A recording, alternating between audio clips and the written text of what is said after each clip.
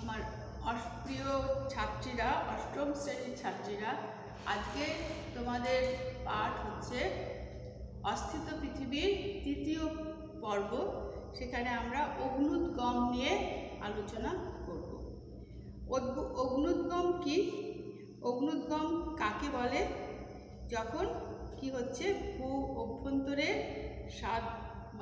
গলিত ম্যাগমা যখন জলীয় বাষ্প এবং বিভিন্ন গ্যাস দিয়ে ফাটল বা কোনো ভূপৃষ্ঠের কোনো ফাটল বা গহ্বর দিয়ে বেরিয়ে এসে প্রচণ্ড জোরে অথবা নিঃশব্দে, এই দুটোই কিন্তু অগ্ন্যুৎগম, অথবা নিঃশব্দে বেরিয়ে এসে বাইরে ছড়িয়ে পড়ে, তখন তাকে এই প্রক্রিয়াকে বলা হয় অগ্ন্যুৎগম। তাহলে এই অগ্ন্যুৎপাতের উৎস হলো কি?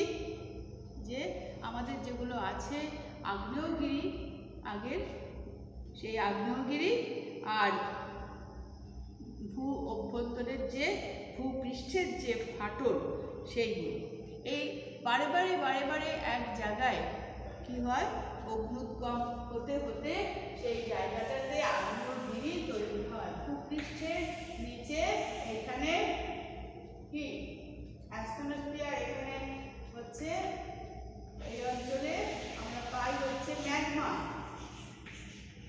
ম্যাগমা কি?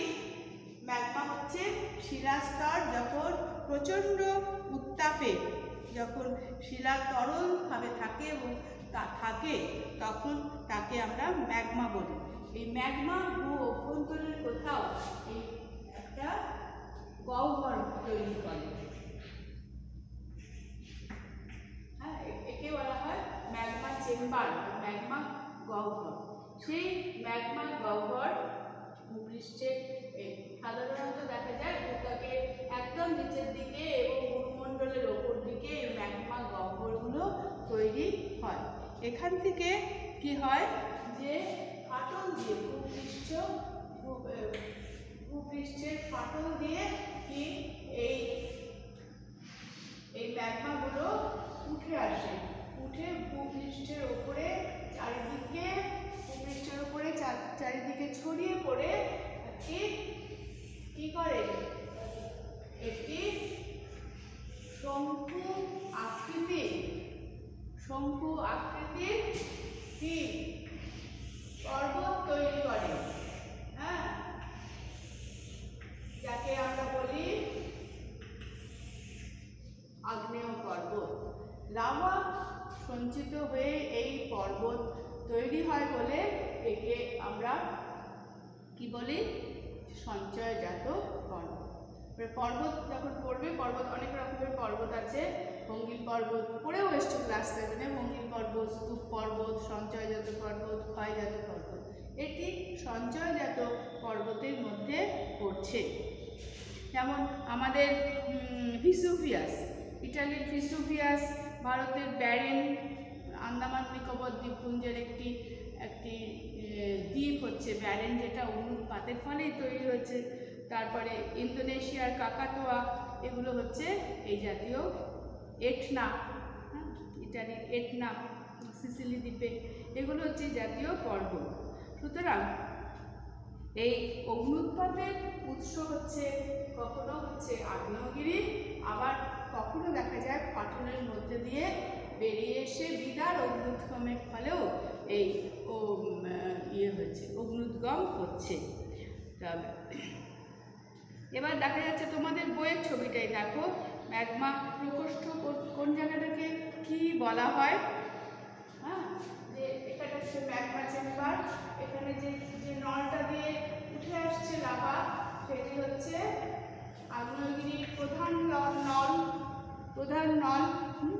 তারপরে এবং যেটা এখানে একদম ভূপৃষ্ঠের উপরে যেখান থেকে অগ্ন্যুৎপাত হচ্ছে তাকে বলছে জ্বালামুখ, কালো ধোঁয়া, বাষ্প ইত্যাদি, একে বলছে জ্বালামুখ। এটা হচ্ছে প্রধান জ্বালামুখ। যদি এখানে কোনো ফাটল থাকে তাহলে সেই ফাটল দিয়েও ফাটল দিয়েও কিন্তু অগ্ন্যুৎগম হবে। তখন এখানেও ছোট ছোট জ্বালামুখ তৈরি হয়।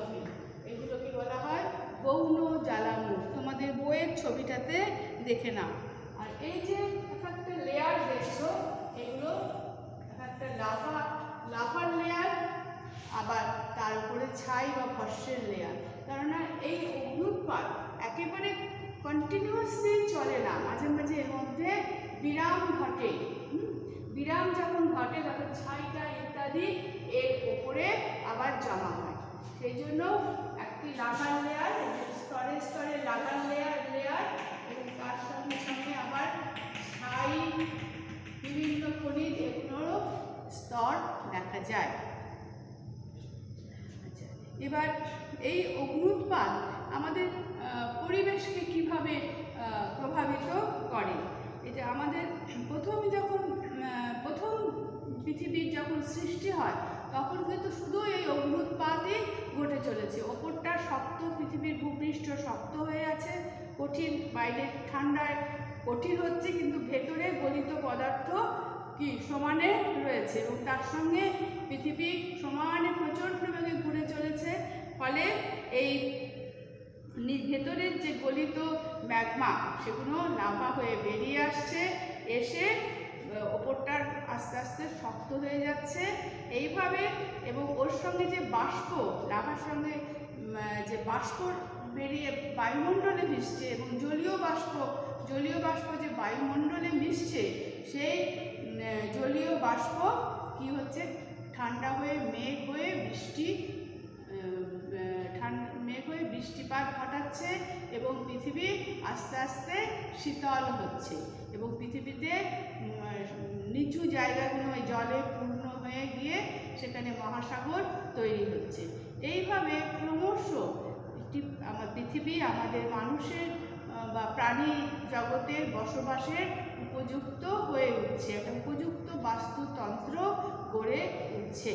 তাহলে প্রাথমিক ঘটনা কিন্তু ছিল আমাদের এই অগ্নুৎপাত, পৃথিবী সৃষ্টির প্রথম পর্যায় থেকে। আচ্ছা, তাহলে এইভাবে আমাদের পৃথিবীর বাস্তুতন্ত্র তৈরি হয়েছে, তার একটি প্রধান ঘটনা হচ্ছে অগ্নুৎপাত। এবার আমরা দেখব যে কোথায় কোথায় অগ্নুৎপাত হয়। কোথায় কোথায় অগ্নুৎপাত হয়, তাহলে আমরা বেশিরভাগই আগে এই অধ্যায়ে পড়েছি, যে আগের পর্বে পড়েছি যে পাত সীমানাতে আমরা প্রধানত অগ্নুৎপাত দেখি। কারণ কি, পাত সীমানা হচ্ছে পৃথিবীর কি দুর্বল অংশ।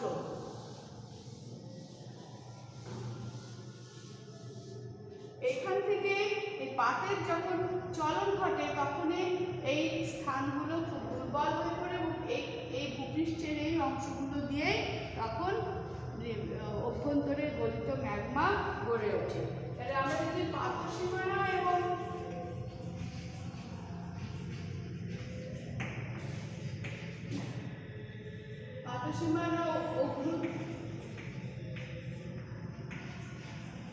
অগ্নুৎগমের মধ্যে একটা সম্পর্ক দেখি, তাহলে আমরা কি দেখবো, দুটোর মধ্যে একটা কি সম্পর্ক। হ্যাঁ, পাত সীমানা আর অগ্নুৎগমের মধ্যে আমরা যদি সম্পর্ক খুঁজে বের করি তাহলে আমরা কি দেখবো, পাত সীমানা আমাদের কি তিন রকমের আছে, অভিসারী, প্রতিসারী আর নিরপেক্ষ। আচ্ছা, অভিসারী পাত সীমানা আমরা কি দেখেছি, একটা পাত আর একটা পাতের মধ্যে কি ঢুকে যাচ্ছে, তাই তো, ঢুকে যাচ্ছে একটা সাগরীয় পাত মহাদেশীয় পাতের তলায় ঢুকে যাচ্ছে। ঢুকে গিয়ে এখানে প্রবল ঘর্ষণে ফাটল তৈরি হচ্ছে এবং ফাটল বরাবর এই ম্যাগমা উঠে গিয়ে এখানে আগ্নেয়গিরি তৈরি করছে। আর এখানে আমরা আগের পর্বেই বলেছি যেমন ভঙ্গিল পর্বত তৈরি করছে, সেরকম আগ্নেয়গিরিও তৈরি করছে। ফলে এখানে অগ্নুৎগম হচ্ছে। এই জন্যই রকি এবং আন্দেজ পর্বতের সঙ্গে সঙ্গে অনেক আগ্নেয়গিরি সারিবদ্ধভাবে আমাদের উত্তর থেকে দক্ষিণে একদম অবস্থিত। আবার প্রতিসারিতে কেমন হবে, প্রতিসারি পাত সীমানাটাও কিন্তু অগ্নুৎগম হবে। আর এটা কেমন, এই অভিসারী পাত সীমানাতে অগ্নুৎগম যেটা হবে সেই অগ্নুদ্গম কীরকম হবে, প্রবল একটা ভূত্বক ফাটিয়ে দিয়ে সে উঠছে লাভা, ফলে সেখানে খুব বিস্ফোরণ সহ অগ্নুদ্গম হবে, বিস্ফোরণ সহ অগ্নুদ্গম হবে। আচ্ছা, আর অতিসারী পাদসীমানাটা কি? অতিসারী পাদসীমানায় দেখা যাচ্ছে এই দুটো পাত একটি আর্থিক থেকে সরে যাচ্ছে, দুদিকে সরে যাচ্ছে, ফলে এইখানটা ফাটল তৈরি হচ্ছে। ফাটলের মধ্যে দিয়ে একাধিক ফাটল, মানে একটা ফাটল নয়, অনেক ফাটল তৈরি হচ্ছে, এবং এটা যখন সরে যাচ্ছে তখন এই ফাটলের মধ্যে দিয়ে কি হয়, আস্তে আস্তে ফাটলের মধ্যে দিয়ে আস্তে আস্তে কি ম্যাগমা উঠে আসছে।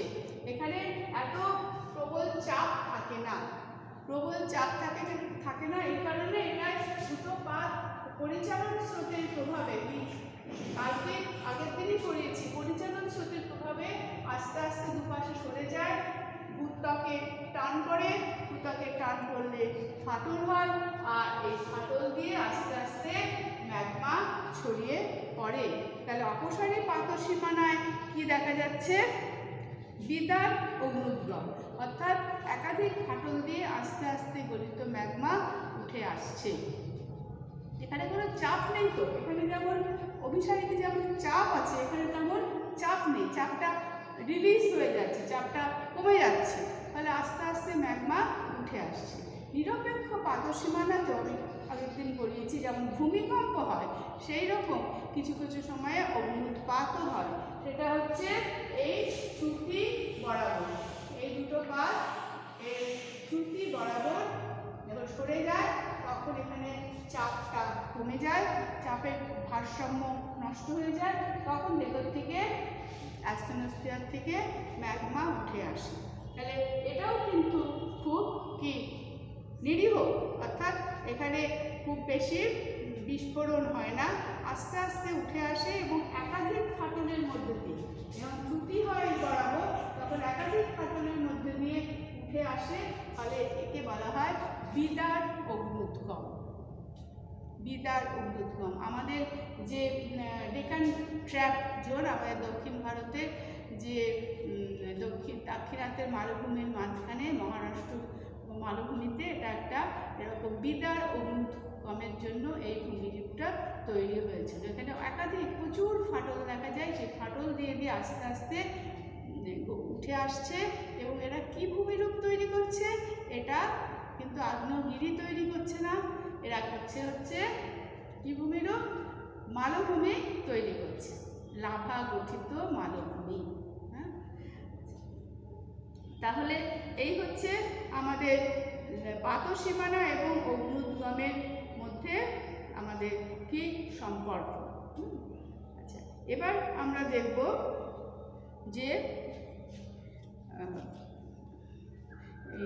এই যে তাহলে এই যে অগ্নুৎগম, এটা এর মধ্যে ভূত্বকের গভীরে হচ্ছে, ভূত্বকের গভীরে হওয়ার জন্য এটা আমরা বলবো অন্তর্জাত প্রক্রিয়া, অন্তর্জাত প্রক্রিয়া। এবং এর ফলে কি হচ্ছে, এটা এই প্রক্রিয়াটাকে আমরা বলবো ভূগাঠনিক প্রক্রিয়া। একটি অগ্নুৎগম হচ্ছে একটি ভূগাঠনিক প্রক্রিয়ার অন্তর্ভুক্ত। যেমন তোমরা তোমাদের বইয়ের চার্টটা দেখো, যে কোনো ভূমিরূপ, কিভাবে তৈরি হয়, আমাদের ভূমিরূপ তৈরি হয় তোমাদের এটা পাতায় 11 পাতায়, না 11 পাতায় যে চার্টটা আছে সেটা দেখো, দুটো শক্তির ফলে, একটা হচ্ছে অন্তর্জাত আর একটা হচ্ছে বহির্জাত। বহির্জাত শক্তি, অন্তর্জাত শক্তি। অন্তর্জাত শক্তি একটা হচ্ছে ধীরে হয়, একটা হচ্ছে ধীর, আর একটা হচ্ছে দ্রুত। ধীর আর দ্রুত কি, ধীরে যেমন হচ্ছে দীর্ঘক্ষণ ধরে উঠছে, হিমালয় পর্বতমালা উঠছে ভূ আলোড়নের ফলে, এটা হচ্ছে কত million of million years, million million বছর ধরে এই প্রক্রিয়াটা চলছে। তার ফলে অন্তর্জাত প্রক্রিয়াটা চলছে এবং তার ফলে ভূ গঠন হচ্ছে। তাহলে একে বলছে ধীর প্রক্রিয়া। আর কখনো দ্রুত প্রক্রিয়া কি? দ্রুত প্রক্রিয়াটা হচ্ছে ভূমিকম্প, অগ্ন্যুৎপাত। হ্যাঁ, এটা হঠাৎ হঠাৎ হয়ে যাচ্ছে। যেমন তোমরা যদি দেখো, নেট দেখো বা খবর দেখো, তাহলে কয়েকটি জায়গায় এখন সমানে কি অগ্ন্যুৎপাত ঘটেছে। যেমন হাওয়াই দ্বীপপুঞ্জের মৌনা লোয়াতে, আইসল্যান্ডের ভূমিকম্প, আগ্নেয়গিরিগুলো হঠাৎ ভীষণ সক্রিয় হয়েছে। তোমাদের আমি কালকে আইসল্যান্ডের অগ্ন্যুৎপাত দেখিয়েছি। আর কি দেখিয়েছি? আন্টার্কটিকার অগ্ন্যুৎপাত, বরফের মধ্যে কীরকম বিশাল বিশাল আগ্নেয়গিরির হুড়কি উঠছে, তুবড়ি বাজির মতো। তারপরে আমাদের ভূমধ্যসাগরের তীরবর্তী ভূমধ্যসাগরের তীরবর্তী অনেকগুলো ভূমিকম্প আগ্নেয়গিরি আছে, এটনা, স্ট্রম্বোলি, যাকে ভূমধ্যসাগরের কি বলা হয়? আলোকস্তম্ভ বলা হয়। এগুলো সমানে অগ্ন্যুৎপাত ঘটিয়ে চলেছে। আবার কাকাতোয়া, ইন্দোনেশিয়ার কাকাতোয়া এই অঞ্চলেও এগুলোও হচ্ছে এই ধরনের ভূমিকম্প ঘটিয়ে চলেছে। তাহলে এই ভূমিকম্প কম সময়ব্যাপীকে, দ্রুত, ধীরকে হচ্ছে একটি ভূ আলোড়ন, ধীর হচ্ছে ভূ আলোড়ন, আর দ্রুত হচ্ছে অগ্ন্যুৎপাত আর ভূমিকম্প।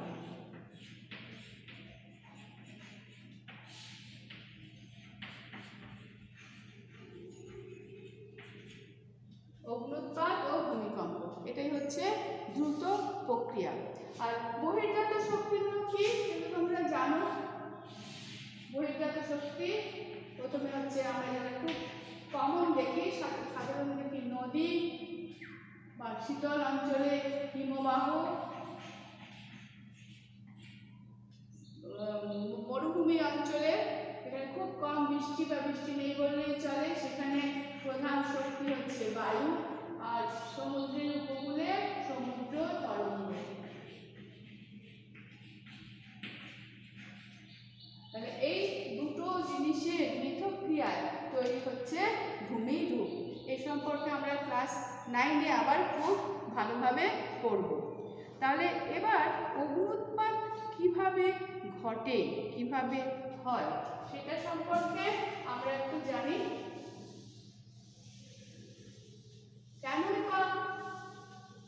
কেনই বা অগ্ন্যুৎপাত হয়? যেমন ধরো আমাদের এদিকে গুরুমণ্ডলের উপরে হচ্ছে এই অ্যাস্টেনোস্ফিয়ার, আর উপরে হচ্ছে ভূত্বক। হ্যাঁ, তাহলে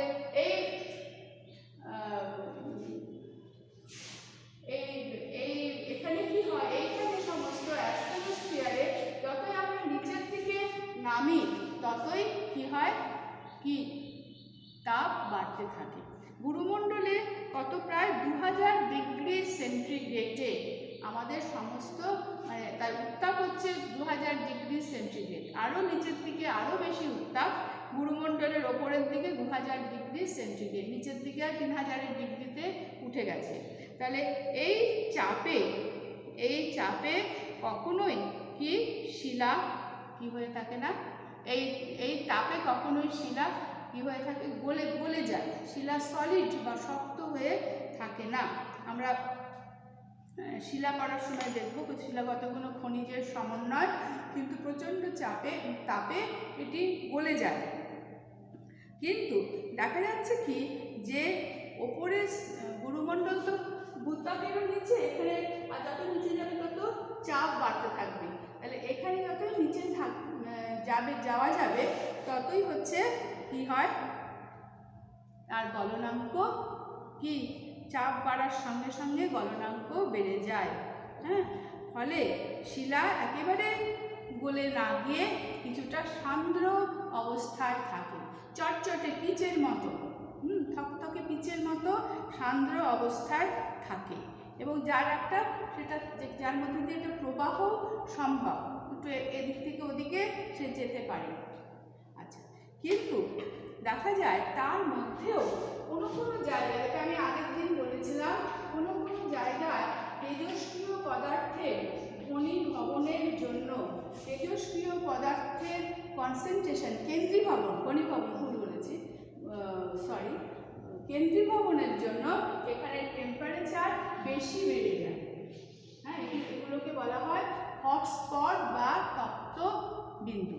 তাহলে এইখানে শিলা কি হয়ে যায়, খুব তরল হয়ে যায়, তরল হয়ে গিয়ে সে তখন তার চাপ কমে যায়, তখন সে ওপরের দিকে উঠতে থাকে। তাহলে যে গলিত পদার্থ বা ম্যাগমা তখন সে ওপরের দিকে উঠতে থাকে। যতই ওপরের দিকে উঠতে থাকে ততই কি গলনাঙ্ক চাপ কমে যায় এবং গলনাঙ্ক কি হয়ে যায়, কমে যায়, চাপও কমে যায়, গলনাঙ্কও কমে যায়। তখন এই তরল ম্যাগমার জলীয় বাষ্প গ্যাসে, তরল ম্যাগমার মধ্যে যে জল থাকে সেটা গ্যাসে এবং জলীয় বাষ্পে রূপান্তরিত হয়। তাহলে এটা যখন এখানে তরল পদার্থ তরল ছিল, হ্যাঁ, তরল পদার্থ উপরে উঠছিল, যতই ভূপৃষ্ঠের কাছাকাছি আসতে থাকে তখন সেটা কি হয়ে যায়, গ্যাস আর জলীয় বাষ্পে, কারণ গলনাঙ্ক কমে যায়, তাহলে গ্যাস এবং জলীয় বাষ্প থাকে এবং যখন উপরে একদম ভূপৃষ্ঠে থাকে তখন সেটি প্রবল বেগে, যে গ্যাসের চাপে প্রবল বেগে এই তরল শিলা উঠে আসে, যেটা আমরা কালকে দেখেছি। এবং তার সঙ্গে কি বিভিন্ন গ্যাসীয় পদার্থ, sulphur dioxide, carbon dioxide, nitrogen dioxide, এই সমস্ত পদার্থগুলো বিরাট বিরাট মেঘ সৃষ্টি করে, কালো ধোঁয়ার মেঘ সৃষ্টি করে। তাহলে এইভাবে কি আগ্নেয়গিরি তৈরি হয়। কারণ এই তরল ইয়েগুলো, ম্যাগমাগুলো যখন ভূপৃষ্ঠে আসে তখন ভূপৃষ্ঠে অনেক ঠান্ডা, প্রায় 15-16 ডিগ্রি সেন্টিগ্রেড, কোথাও কোথাও আরও কম, তখন এইটা তাড়াতাড়ি জমে যায়। হ্যাঁ, তখন ম্যাগমা তাড়াতাড়ি জমে এখান থেকে উঠছে বটে, কিন্তু যেই ওপর দিয়ে ভূপৃষ্ঠের ওপর দিয়ে প্রবাহিত হচ্ছে, বাতাসের সংস্পর্শে এসে ঠান্ডা হয়ে যাচ্ছে এবং কিছু দূর পর্যন্ত প্রবাহিত হওয়ার পরে সেটি আস্তে আস্তে শক্ত হয়ে যাচ্ছে। ফলে এটা নদীর মতো একদম সমুদ্রে গিয়ে কিন্তু পড়ছে না, ভূপৃষ্ঠের ওপর দিয়ে লাভা স্রোতের মতো গিয়ে সে কিছু দূর পর্যন্ত প্রবাহিত হচ্ছে এবং বিভিন্ন ভূমিরূপ তৈরি করছে, বিভিন্ন ভূমিরূপ তৈরি করছে। তাহলে এই যে একে বলছে ম্যাগমা, গলিত খনিজ পদার্থ, তাকে বলছে ম্যাগমা। আর এখানে যখন উপরে সেটা আসছে, যেটা ভূমিরূপ তৈরি করছে, তখন তাকে বলছে লাভা। তাহলে পুরো প্রক্রিয়াটা তোমাদের মাথায় রাখতে হবে। হ্যাঁ, গুরুমণ্ডলের প্রায় 2000 ডিগ্রি সেন্টিগ্রেডে কি তরলভাবে থাকার কথা, কিন্তু চাপ বাড়ার জন্য, মূল পয়েন্ট কি, তরলভাবে থাকার কথা কিন্তু চাপ বাড়ার জন্য সেটি কি গলনাঙ্ক বেড়ে যায়, ফলে অর্ধ তরল অবস্থায় থাকে, অর্ধ তরল অবস্থায় থাকে। তার মধ্যে আবার যেখানে যেখানে অতিরিক্ত উত্তাপ হয়, যেমন তপ্ত কুণ্ড যেখানে যেখানে আছে, যেখানে তেজস্ক্রিয় পদার্থের কেন্দ্রীভবন হয়, জড় উপস্থিতি বেশি থাকে, সেখানে সেখানে সেইগুলো বেশি গরম হয়ে যায়।